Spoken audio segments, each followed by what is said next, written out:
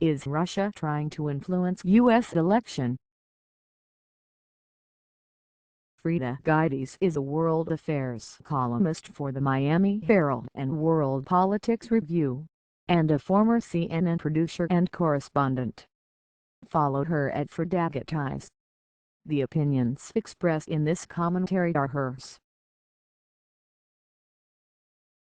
Whoever orchestrated the release of emails hacked from the Democratic Party computers knew exactly what they were doing.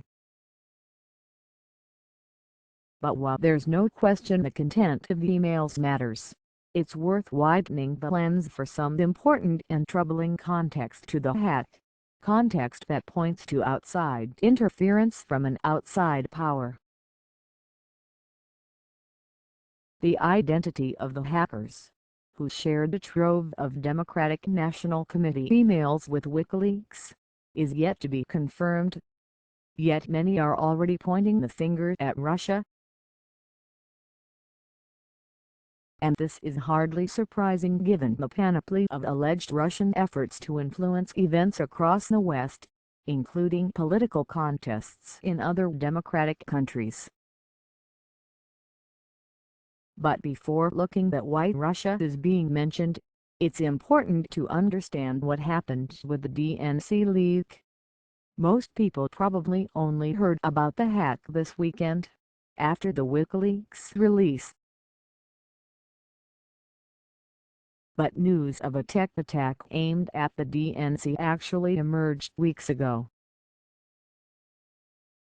Last month, internet security firm CrowdStrike confirmed DNC suspicions of a breach, posting on its website that it had deployed its emergency response team after a call from the DNC and identified two sophisticated adversaries on the network. It says that the hacking groups burrowing into Democratic files go by the cuddly names of Cozy Bear and Fancy Bear. CrowdStrike says it knows them well. Both adversaries engaged in extensive political and economic espionage for the benefit of the Russian Federation, says the security firm's blog, linking them to Russia's highly capable intelligence services. These conclusions are consistent with other analyses that have suggested that at least one of the actors involved in the DNC hack has been involved in breaches of computers at the White House and the State Department, among other entities. You might think the hackers were just playing games, entertaining themselves by breaking into computers. But then there's the issue of the timing of this leak. Right after the Republican Party convention and just before the Democrats kicked off theirs. This suggests the hackers were being quite deliberate with their timing, and is one of the reasons some Democrats have been quick to suggest the leak was aimed at bolstering the campaign of rival Donald Trump. How credible are such claims? Charges that Russia may be trying to influence the U.S. election are certainly consistent with a growing list of allegations that Russian President Vladimir Putin is actively working to weaken the West, including NATO and the European Union, through a variety of means. Britain's Sunday Telegraph, for example, said its reporters saw dossiers of a U.S. intelligence investigation labeled Russian influence activity, containing material about Kremlin actions in Austria, the Czech Republic, Hungary, France and the Netherlands. The file is reportedly part of an investigation led by the U.S. Director of National Intelligence into how the Kremlin is infiltrating political parties in Europe.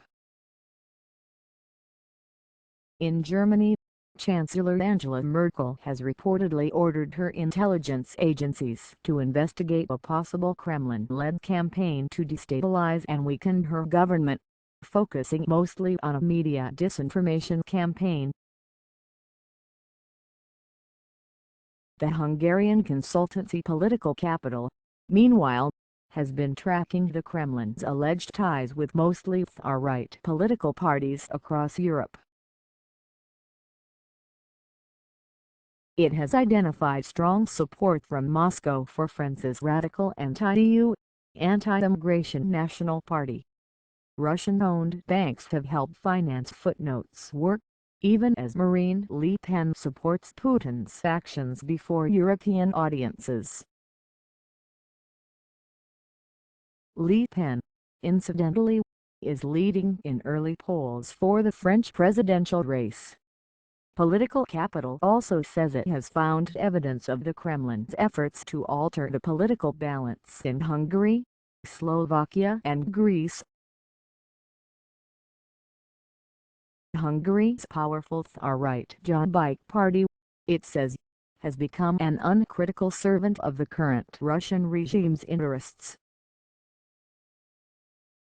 But while the Kremlin is often accused of trying to influence events in the West through its sophisticated hacking operations, a particularly devastating cyber attack on Estonia in 2007 was reportedly claimed by a pro-Kremlin youth group, it is also willing to take a more old-fashioned approach.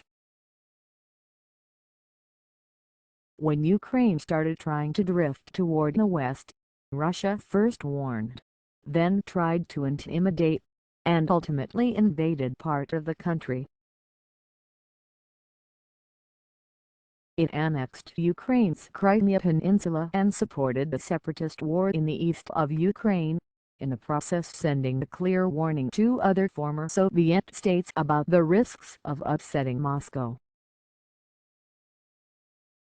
Of course, Russia is not the only country that conducts cyber operations or that seeks to influence global political events to its liking. The United States, for one, most certainly actively promotes its worldview and maintains a highly advanced cyber warfare infrastructure. But this doesn't change the question voters in the United States should now be asking themselves: what could Putin be after in the U.S.? Election ? In his year-end press conference last year, Putin described Trump as a very bright and talented and absolute leader of the presidential race. Trump, for his part, has shown a particular affinity for strong leaders, including those with visible authoritarian tendencies. On hearing of Putin's praise, Trump called it a great honor to be so nicely complimented by a man so highly respected within his own country and beyond. Join us on Facebook.com/CNOpinion. This mutual admiration has been widely discussed. But beyond the manly backslapping, there are policy implications, and those are deeply troubling.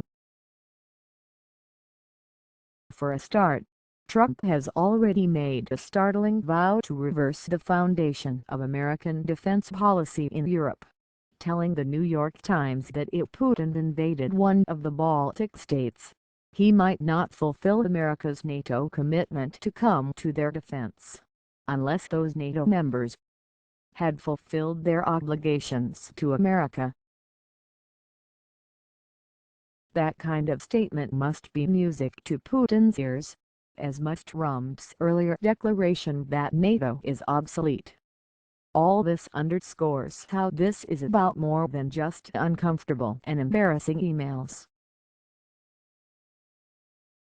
Yes, voters should look at the content of the DNC emails and draw whatever conclusions they want about the actions of the DNC.